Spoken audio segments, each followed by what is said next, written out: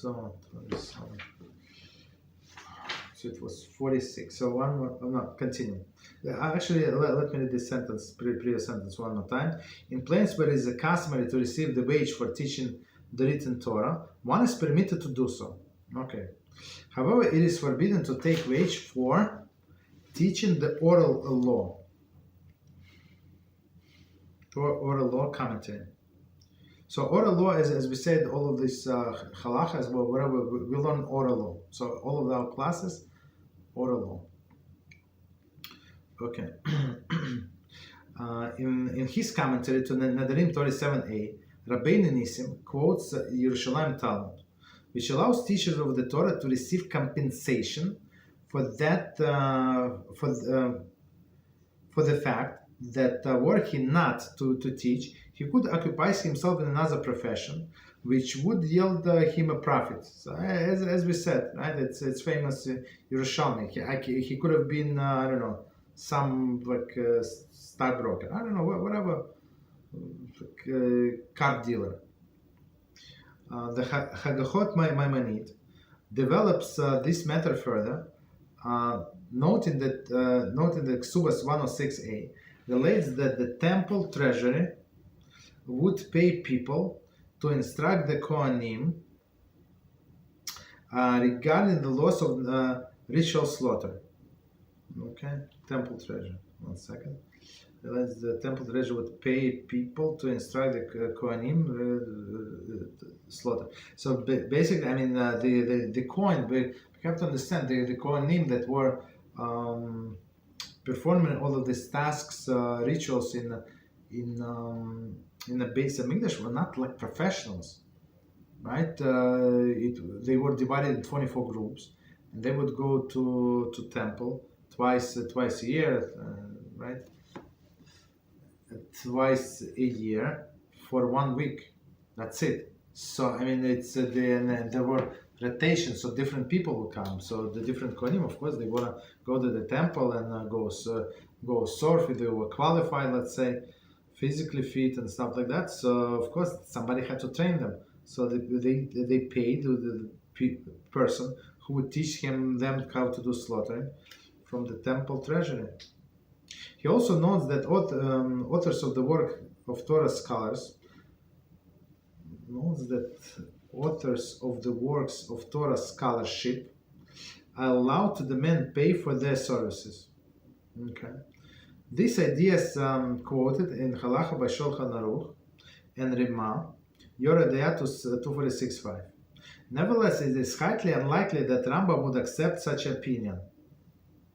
Right, because Rambam was, as we said, he was against charging for the Torah, for teaching, Torah teaching.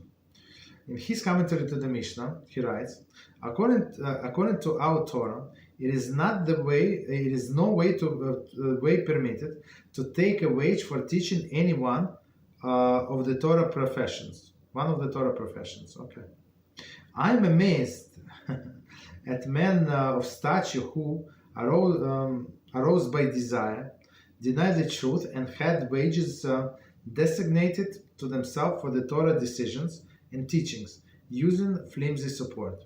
So all of these people, right, rabbis and scholars who receive money, so Rambam was very much against. So he was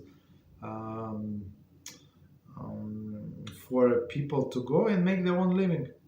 Right? Could everybody make their own living? Absolutely not. But he was a doctor. He was a very successful doctor. I mean, it's very interesting. He also see also citation from Rambam's commentary to ours below. Okay, we're going to get to it. Continue. As implied, okay. One more time going back. However, it is forbidden to take wage for teaching oral law. Okay, we said that. As implied within 4:5. Behold, I have taught you the laws and statutes as God commanded me. So Moshe said, okay, as God commanded me for free, I'm giving you for free, basically. Commentary in Nedarim, same place, interprets the verse to mean that Moshe taught the people at no cost. Okay. Just as I Moshe, learned at no cost, so too have you been from me at no cost? Okay. Commentary. I have taught you at no cost, as God commanded. There is taught me at no cost. Moshe continues commanded people to emulate his example. Right? So I do, and you do exactly the same. Continue. Teach the coming generation in a like manner. Teach them at no cost, as you have learned from me. Number 50. Though the resulting decision is the same, the Rambam interpretation of this passage differs slightly from Rabbeinu Asher and Rabbeinu Nissim. Okay, but it's the same. Continue. Nevertheless, if a person cannot find someone to teach him at no cost, he must pay for the studies, as implied by Proverbs 3:23, by the truth. Okay, truth is what is Torah. The only book that is called truth is the Torah. Right. So if nobody is agreed to teach you for no cost, so you're allowed to pay. There is no problem. We have to buy the truth, and it's not truth is not free, of course. This will just if you just think practically. So if you want somebody to teach you, and let's say a person lives in your community and stuff like that, this rabbi or whoever, so he has to pay the mortgage, he has to pay the rent, he has to pay for gas, for electric, for all of this air conditioner, and he has to eat. So how you exactly you expecting him to eat from man? Live in a free apartment. Okay, if you buy him an apartment, if you buy him a house, yeah, that helps, but still he has to pay taxes, right? May he charge to teach others, right? So okay, so we say that you're allowed to pay. If he wants the demands pay, you're allowed to pay. But now the question on another side. May he charge to teach others? We learn Proverbs 3:23. Do not sell. Okay, to you it says buy, right? But to him it says do not sell. Thus it can be derived that it is forbidden to charge to teach Torah, even though one's teacher charges to instruct him.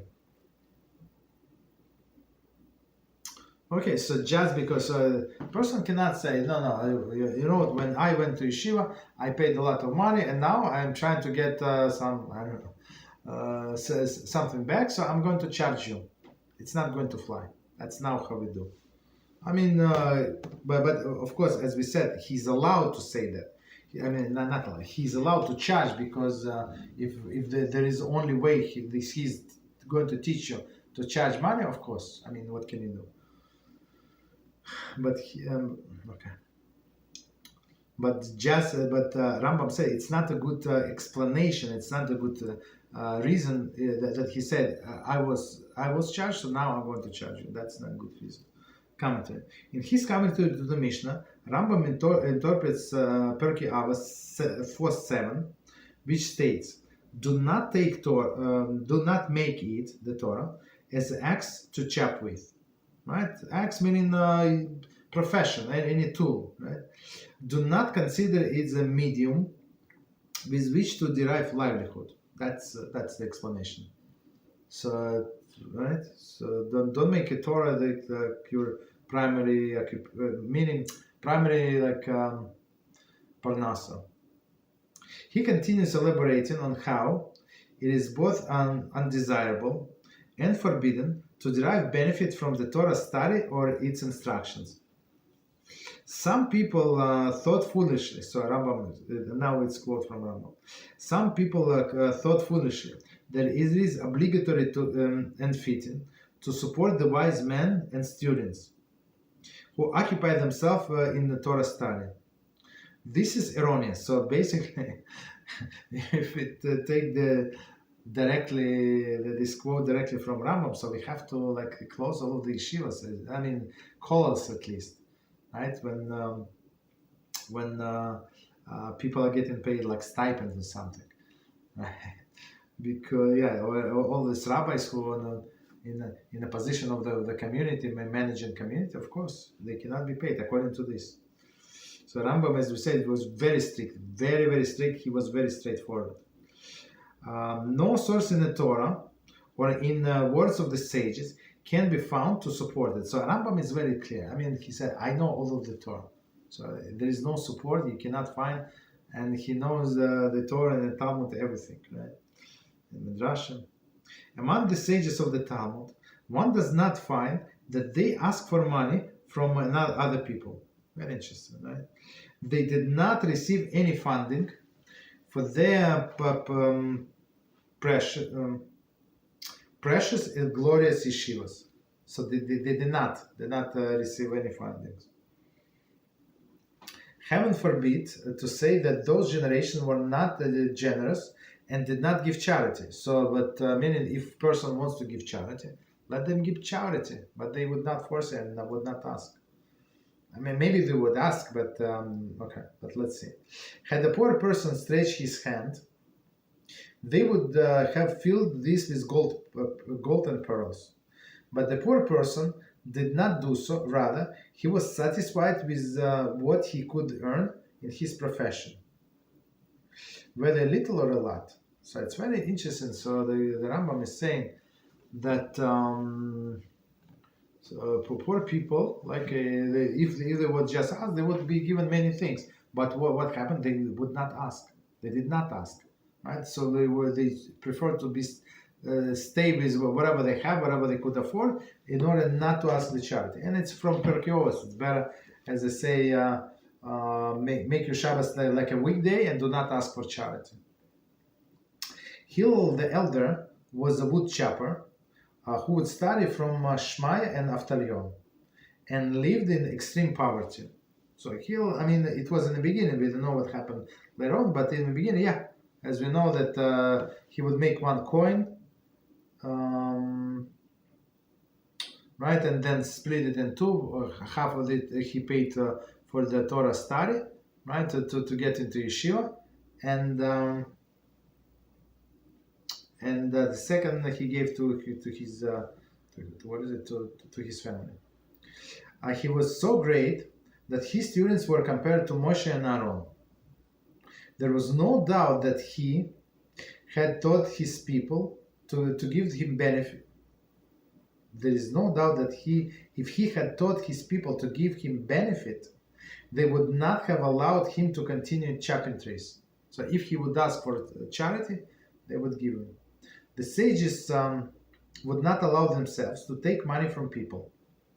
They considered taking such funds as a desecration of God's name in public.